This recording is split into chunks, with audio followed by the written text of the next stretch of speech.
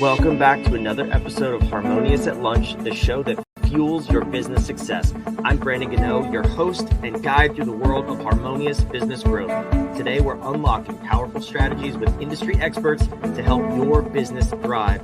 If you're a business owner, entrepreneur, or executive, you are in the right place. Join me and our incredible guests today on the journey to clarity, growth, and success. It is time to revolutionize your approach to business. Let's dive in with another episode of Harmonious at Lunch. Welcome back to some more bite-sized business advice. We got an awesome episode lined up today about how your self-talk is killing your happiness. We're going to talk about mental health. We're going to talk about growing your business, getting out of your own way, and maybe most importantly, why you're not lazy, even if you call yourself lazy. So I have an awesome guest lined up here, Georgia Homsany, and we're going to talk about all those things. But before we get there, Georgia, welcome to the show. Thanks for being here. Thank you, Brandon. Happy to be here. That was a nice little intro tidbit that the podcast does. I like that. Oh, you like that? Revolutionize your business. I'm like, yeah, let's do it. Before we ruin it, should we just wrap up and just say that's it? Like, I think there would be a lot of disappointed listeners. They're like, great, let's hear how we're going to do this. It's a cliffhanger for the next episode. We can't help you. Yes, we can, because you're not lazy and we need to talk about mental health. So let's unpack this. I always say on the show, it's more than just a business show. We don't just talk about business, because in order to have a successful business, you need to be a whole human being too. You need your mindset, your body, your health, your spirit to be intact, and your life. I mean, your life and your business should be two separate things. You can't just focus on business. So we're going to talk about mental health, mindset, self-talk. It's killing your happiness. That seems a little dramatic, Georgia. Why is your self-talk killing your happiness? Does it get your attention? That's the point of it. Yeah, I love clickbait. This whole show is founded on clickbait titles. So although I will say that I use that in marketing, but people wanted me to have that as the subtitle of the book, and I really didn't want the word kill on the title. So the actual book subtitle, You're Not Lazy is the title, and then it's change your words to change your worth. So that's the softer version for you if you're more comfortable with that. I'm cool either way. We've talked about a variety of things on this show, maybe a lot of taboo topics. But I'm sure that's don't go there. Don't go there with me, because I'm from New Jersey. So I'll say something that gets me in trouble because I just say it how it is. As am I. So we have the New Jersey thing in common. Yeah. There's no political correctness here. We're going to say how we feel. If people don't like us, that's fine, because we're going to speak the truth to them out of love. Cool? Are we cool? Yep, let's do it then. Why is our self-talk killing our happiness? I have to know. Okay. So when I was researching the book, this stat astounded me. But every day, the average person has between 60,000 and 80,000 thoughts, which seems impossible to me. But out of all of those thoughts, 80% are negative. So if you're constantly fueling yourself with negative self-talk, it's impossible that wouldn't have an impact on you. So if and a lot of it's subconscious, right? So it's not like you're sitting there all day like, I suck at life, I'm this, I'm that. But a lot of it's just thoughts that have been ingrained in us our whole lifetime, maybe from a job or a teacher or a parent. And they're almost just like in the background in our subconscious. So if you're not aware of that and these negative thoughts are flooding your brain 80% of the time in a given day, it's just impossible that it wouldn't impact you. So it's going to affect our confidence. And so really what I try to help people do is just make them aware of this, because a lot of times we'll say things negatively and not even realize that we're saying it about ourselves. Yeah, I think you could tell when people speak too, because they have just a naturally, maybe victim mindset is the wrong term, but you can tell it because they victimize themselves in every situation. Is that one of the ways you identify how someone's talking to themselves? I would say more often it's people that are apologetic. So I talk about how many times in a day we say, I'm sorry. Most people say it 8 to 10 times a day. Like we're getting on a meeting for work, and think about like before you speak, and people are like, I'm sorry, I just want to say one thing. Like we're so apologetic for so much that we do. And once again, I don't think people realize, and they're probably sitting here like, oh yeah, I do that, but why does that matter? And it matters because if all of these things have a negative association to them. So once again, if it's negative thought, negative, we're just not going to have the self-esteem that we need to in order to show up in a positive way in whatever we do. So think about when you're hanging out with your friends. I mean, and women are worse at this. I know it's a stereotype, but it's true. You go out with your friends, and if someone says, "Oh my gosh, I love your outfit," "Oh no, I look fat in this." We like immediately go to everything that's wrong, or, "Well, but my hair looks horrible today," or blah blah blah, and it's just amazing. But if you start to pay attention, you'll realize how much people are going back on compliments. They can't just accept a compliment. Or you're in a coffee shop, "Oh, I'm sorry, I didn't mean to step by you," and just things that maybe we don't need to be apologizing for. Yeah, that's interesting. I never thought about the sorry or the apologizing side of it. How does that make other people perceive you, though?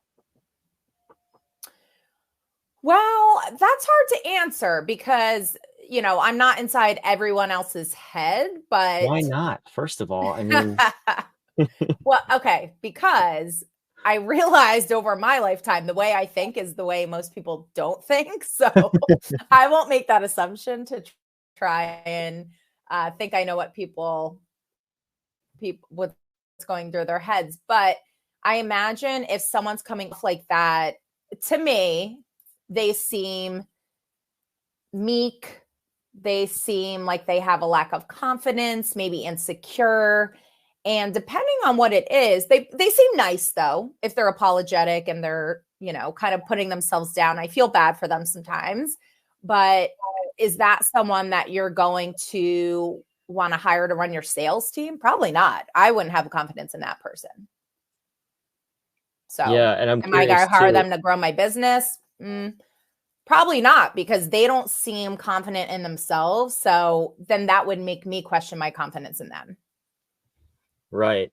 And you bring up sales and business, which is what I was going to ask you about next, because that's huge in business is the confidence you come up with, or you come into anything with, whether it's a meeting, a sales conversation, a review of an employee.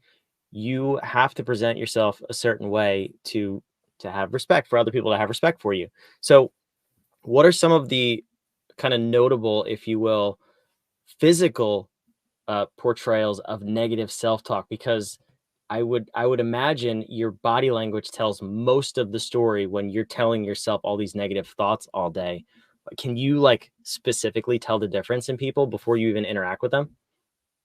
Ooh, I've never been asked that before, but it is an interesting question because you're right. There's got to be a correlation. I think the one thing that comes to mind would be posture. So, and this ties into presenting. If you see someone that's giving a presentation and they call it a power pose, if you're kind of shoulders back, standing up tall, yeah, you've got it. But, if we're kind of hunched in and, shoulders in, we're slouching and it's kind of like, "I'm sorry, but don't hit me, but, don't yell at me." We're kind of scared at what the outcome's going to be. So that's what would come to mind for me as far as body language. Okay, that makes sense. And I think more importantly than identifying it in others is identifying it in ourselves, right? And getting past it and starting to fill our mind with more positive, uplifting thoughts. So what can I think it's important to know how to identify it. So how do you help people identify in themselves that they're doing it? Because the sorry thing, the apologizing, was new to me. I've never heard that. And now I'm like going back in my head, do I say sorry or do I say piss off? And I don't think there's either one of those is good. We need to find that middle road of positive self-talk. It's your Jersey coming out. You're like, exactly right. Yeah.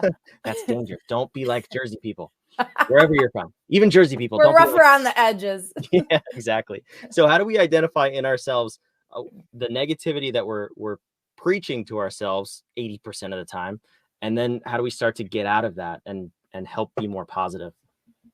Yeah. So I talk about this in the book. There's 3 steps I try and walk people through. The first is to have the awareness, right? Because if you lack self-awareness, then there's nothing to change because you don't even realize that there's a problem. So the first step would be, I call it identify your ROR. So what's your record on repeat? What are the sayings that you keep saying to yourself? Because out of the 60 to 80,000 negative thoughts we're having each day, 80% are negative, but 90% are repetitive.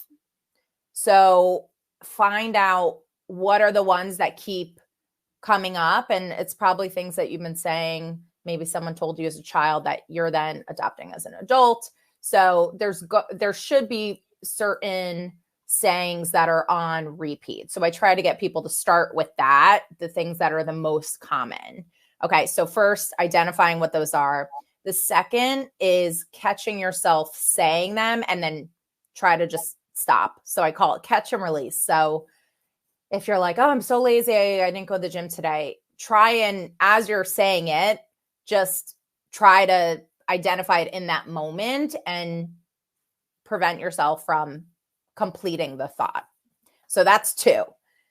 And then 3 is when we work on reframing. And there's a couple of different steps I walk people through because it's different. It's very difficult to just go from one extreme to the next. So if you think you're unattractive and then one day you just start saying, I'm beautiful, and you don't believe it, there needs to be some middle stepping stones.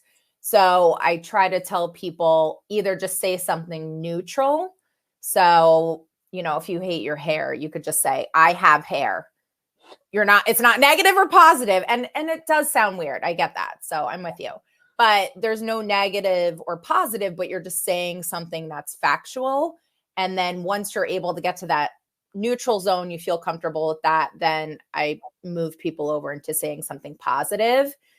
Another alternative is to focus on something you actually believe. So if you don't, using that same example, if you don't like your hair, instead of just saying, I have beautiful hair, you could say, I love my eyes, or I have really pretty eyes, or focus on something that you already do believe that is positive. And then the third part of the third step, I should say, is trying to reframe, but it's after we've already kind of gotten a bit of experience neutralizing things, focusing on other positive things so that we're adapting to more of that positive mindset. And then it's reframing whatever that negative thought was. And the interesting thing, the brain is so powerful. So the more that we say things over and over, we start to believe it. So if we don't believe it at first, over time, our brain will start to believe whatever we're telling it. Yeah, and that's good and bad, right? We've seen the historical examples of where this kind of plays out. Let's just say 1940s Germany. That would be an extreme example of where we say things then over and over and over and we believe them. But I think where this takes place in business on a day-to-day basis, I'm curious, that's talking about yourself, which is very powerful. How does this work with our business? If we say things like, my business isn't growing, or I'm not good at marketing, or I don't know how to do this. Yeah, there are certain things as an entrepreneur and everybody in our business that we are good at and that we're just naturally not good at, and we should delegate accordingly. That being said, how do we start to reverse this self-talk with our business? Does it have the same effect if it's about an external object or like a business as it does when you talk about yourself internally? Yeah, I don't know if the audience here, if we're believers in the law of attraction and manifestation and all that. I think it's very polarizing. So I think you either believe or you don't. But a lot of that thinking ties into this. And it's, the universe will basically take anything that you're saying and fulfill it. So if you're saying my business isn't growing, then it's almost a self-fulfilling prophecy, and that's what you're going to manifest more of. So if you believe that, then yes, it's very detrimental to your business, and you have to be careful of what you're saying. But the the reality is, and you know, an example I've used is I used to always say, I'm bad with numbers. I'm bad with numbers. I'm more of a writer, you know, SATs, bomb the math part of it. So, but instead of, even if that may be true that I'm not good at numbers, I can just focus on what I am good at. And just, once again, just catching myself saying that, releasing that thought and filling it with something that is positive. So I can hire someone to be my CFO without me saying I'm bad at numbers, so I'm hiring a CFO. See what I'm saying? So you could the reframe I would work on someone with is saying, I am really strong at marketing and operations, and I'm going to bring someone on that's strong in finance to help complement my strengths. See how that's a lot different than I suck at numbers, so I need to hire a CFO.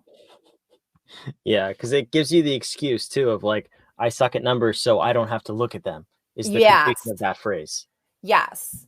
And the other thing too is a lot of these thoughts may have no validity to them. It might have been something, you know, a parent or a teacher told us 40 years ago that just because someone told us once, we've latched onto it and now it's totally impacting us as an adult. Yeah. And a business owner or a CEO, whatever it is. Yeah, those things, they tend to come back up in the most inconvenient places too, right? Where you're running a business and you say, I hate numbers. Guess what, sister? You got to know your numbers to run a business. Like, there's no way around it to some degree. And a lot of this stuff too, I mean, it's stories that you tell yourself, like you've been saying, which is probably, if I had to guess, where the title of the book, You're Not Lazy, comes from. So I put your website on the screen here to go grab the book. Wherever you're watching or listening, it's also in the show notes down below. But tell me, what's the purpose behind writing this book, and really around the title too? I think it's interesting. Yeah, it's really just to make people aware. So, you know, I was mentioning to you before we hopped on here that it was actually a couple friends of mine that would just constantly call themselves lazy. And these are people that have jobs, have their finances in order, they own condos. I mean, they have their stuff together. They are not lazy people. They would have never gotten to where they are if they were. But if you dig in to why they're saying that, it's because they, like my one friend, for example, because she went to the pool all weekend and didn't go to the gym. Okay, why is that wrong? Like, our culture, it's almost like we've been conditioned to think that if we're not productive 24/7, then, you know, we're lazy or we're not ambitious, or this is why we don't have enough money, and, you know, work harder, keep going, go, go, go. And it's just, especially in America, I feel like we have this workhorse mentality. And so the purpose of the book is to really just get you thinking about it. I don't like telling people what to do. So if it resonates with you, great. If not, I'm not offended, because you have to want to change. So if you're sitting there thinking, oh, my self-talk is fine, then great. Hopefully you have that confidence. But I imagine that the majority of people are saying something negative, even if it is the 8 to 10 apologies a day, right? And that saying I'm sorry is almost admitting fault, like you're doing something wrong. So I think anyone can benefit, at least take some sort of snippet out of the book. And, you know, it talks about a lot of our inputs, like how are we being filled with these negative thoughts, you know, watching the news, going on social media. So I think there's a lot in there. And once again, I'm not here to tell you what to do. I'm just trying to help people see the picture and open up their eyes to the things that are going to impact their words, and then why that matters and why we should care. She's not here to tell you what to do. I am. I need you to go to that website and check out the book. It's in the show notes. And also, if you, on that note, if you are loving what you're reading in the book, there is a 90-day self-talk masterclass that people can do. Because another thing I think, Brandon, is someone can listen to this or read a book or, listen to a podcast and say, great, that was valuable information, but it's so difficult to make change. So the point of the masterclass is really to help give you that next level of support where every month I'm giving you something to work on to reframe that negative self-talk. Yeah, perfect segue, because that's what this podcast is all about. You can't listen to a 20-minute episode and have your life change. It's impossible. What's inside of George's head, you cannot get in 20 minutes. And it's knowledge that could probably change your life about your self-talk. And it could help you be more positive and truly change your life. I've seen it. I've been on both sides of the negative self-talk, and it is truly life-changing. It's about, if this resonates with you, if you think you're being held back by negative self-talk, if you're calling yourself an idiot 25 times a day, you need to do something about it. So do something about it. For those of you who don't have this issue, fantastic. We'll see you on tomorrow's episode of Harmonious at Lunch. But for those of you who could benefit, I want you to do something about it, because this is probably the one thing, and Georgia, correct me if I'm wrong, this will hold people back more than anything else in their lives. Am I crazy to say that? Yeah. And even though it's not easy, it's still free to change your thoughts, and it's in our control. So a lot of times we try and seek out things that aren't in our control. These are things that you can do. You don't need anyone else to do them. Read the book so you're aware of them, but then it's up to you at the end of the day. So it doesn't cost any money. You just need to want to make change. Yes, do that. Do all of those things. Georgia, thank you so much for coming here and unpacking this with me. This has been awesome. Connect with me on LinkedIn, y'all, too. That sounds awesome. We'll put that in the show notes down below, too. For those of you watching, listening, wherever you are, if you need it, go grab the book. If you don't, subscribe. Even if you need the book, subscribe to Harmonious at Lunch. We want to see you back on the next episode. Make sure you keep coming back day after day so we can disrupt the way you think about growing your business, get you out of that little box you're stuck in, and get you to that next level. We'll see you on tomorrow's episode of Harmonious at Lunch.